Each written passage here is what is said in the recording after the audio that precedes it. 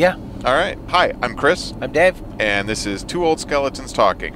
Coming from Seattle. So you've forgotten to say, because the last couple times you used to say, also known as toast. Yeah, but you got to change it up a little bit. We can't do it the same every single time. I like how you say also known as toast, but right. But it's okay. You don't have to. Well, I've committed to doing it 2/3 of the time. All right. Okay. But not every time. All right. 2/3 of the time. A little spontaneity, okay? All right. Well, anyway, so yeah, Two Old Skeletons Talking. Also known as toast. Coming from Seattle, Washington. And today we are in Burien, deep Burien on 599, heading north towards downtown Seattle. What? Yeah, I was going to say, but today is a mystery topic. Mystery topic, and I don't have it, so I don't know why you're looking over at me. Oh, it's up there. Okay. Yep. All right. Maya's mystery subject. Are you ready? Yep. Do you know what it is? I don't. Okay. Because it's a mystery. Who were your favorite teachers? Oh, that's a good one. Wow. That is a good one. All right, then you go first. If you already know it's good, then you go first. Well, I mean, I think I had a teacher in high school who taught theater, of course. His name's Yalmer, and he's still around, still doing theater. And he was awesome. I mean, he's exactly the kind of theater teacher I try and be, right? Which is totally inclusive of anybody who wants to participate, says yes to anybody who wants to just get involved and stuff, 100% focused on the product. And the thing I liked about Yomer was when you're working on a show, he treats you like you're a peer and not necessarily a student, right? There's not that teacher... Yeah, that distance. Student hierarchy sort of goes away, right. And we're all working on this show together. And he is just the director asking a lighting person to do something, not a teacher telling, you know. And he was really great about sort of saying to us things like, you know, you'd say, well, I'm not really sure how to do it. And he's like, I don't know, figure it out. I don't know any more than you do, right? I would just be making a guess. So your guess is as good as mine. Why don't you just go figure it out, right? Yeah. And then that gave me a lot of license as a theater teacher to say the same things to my students. It's like, oh, you sort of learned how to teach theater from him. Yeah, in a way, and from other teachers, you know, from other styles. But getting rid of that idea that a teacher has to always have the answer for everything, right? And instead, students will come up and say, well, I have to make this campfire and I don't really know how to do it. I go, you know, I don't know either. So rather than me just give you random ideas in my head, why don't you just go see what you can do? And then if you get stuck, come back and find me and we'll figure it out together. Right. So, I mean, I think he's probably the most influential high school teacher. But I also had a college teacher that I'll talk about after you talk about your teacher. Well, I don't feel like I really have that many because, as you know, school and me had a troubled relationship. Yeah. And I actually flunked out of high school. Well, I was like 3 credits short and got a high school diploma from a community college in the following year. Yeah, like pretty much any genius does, right? I mean, think about it, you know? It's true. Think about it. I don't know, I think that Tesla, Einstein, all the really smart people had trouble in school, so... Well, yeah, I don't give myself that kind of credit. I just really didn't like doing homework. I can go all the way back to 1st grade. No, kindergarten.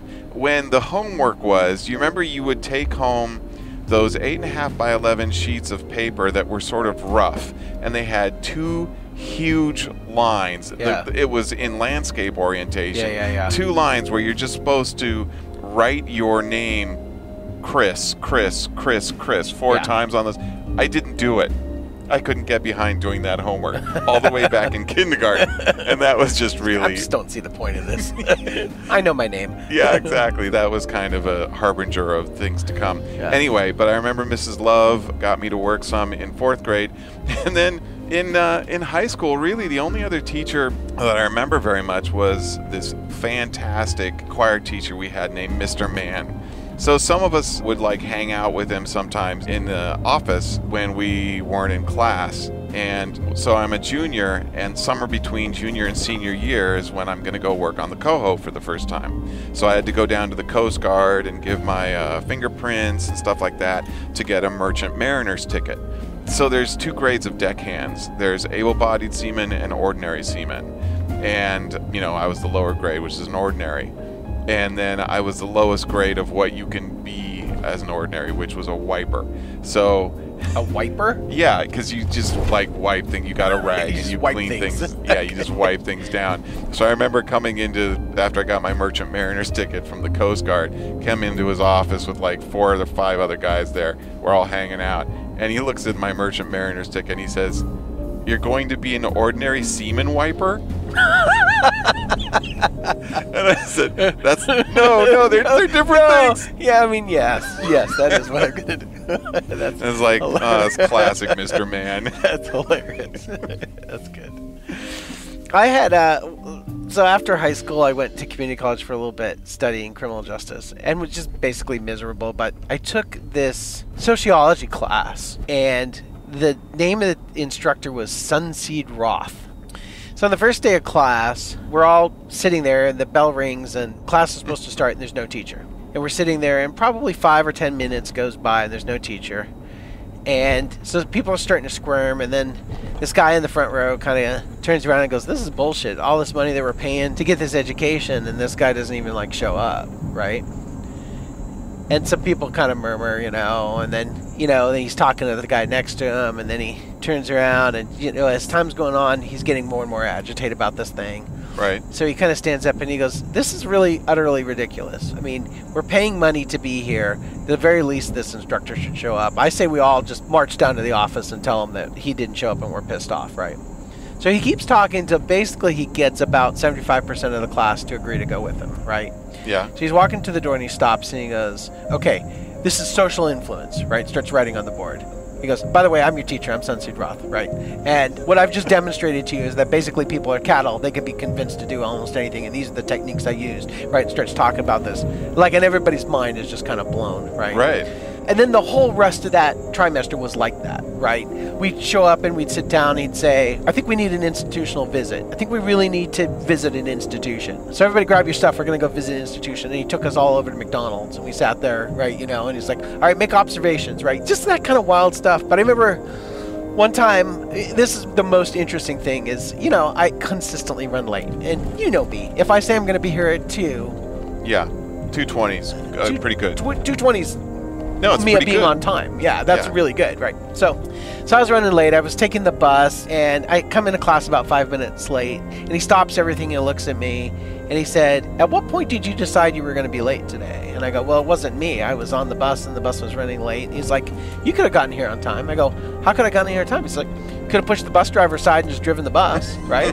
You could have jumped off the bus, grabbed somebody's car, and driven." I go, "Well, yeah, but that would have been illegal. That's illegal. But you made a choice that it was more important for you to not break the law than it was to get here on time, right?" And I go, "Well, yeah, I think that's a reasonable choice," because I'm not judging your choice. I'm just saying, at what point did you make the decision that you were going to be late? And I was like, "Well, I mean, I guess when it was 8:45 and I was still 3 miles away, I decided I wasn't going to be here on time." He's like, "Great, that's all I wanted to know. Sit down," right? And then at first I was pissed about it, but then I realized it was sort of a real interesting lesson in taking responsibility for your actions. Because it's true. It's really easy to sort of blame the bus driver or blame this or blame that, right? But the choice is that if you really do want to make something happen, you absolutely could. But what are your limits? What's reasonable for making something happen or not? And so that's the lesson that sort of stuck with me. But yeah, he was kind of That's an interesting teacher. He was a mind blower. Yeah, that one. Just tucked away in some community college in North Seattle.